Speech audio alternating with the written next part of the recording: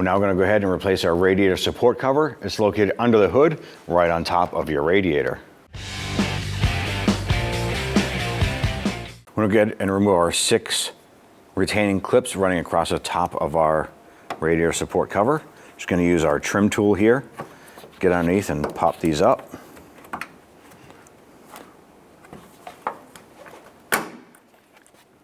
Just continue this process across the top.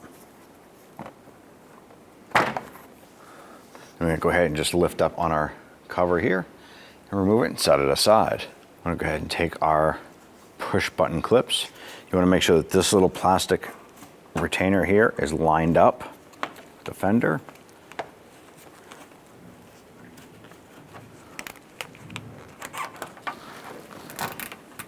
Push it down into place, and we're going to repeat this process across the top.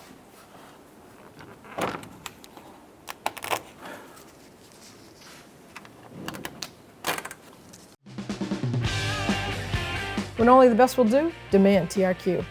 The only company that lets you view before you do. TRQ is committed to offering the highest quality aftermarket auto parts that are engineered for peace of mind. Thanks for using and viewing with TRQ.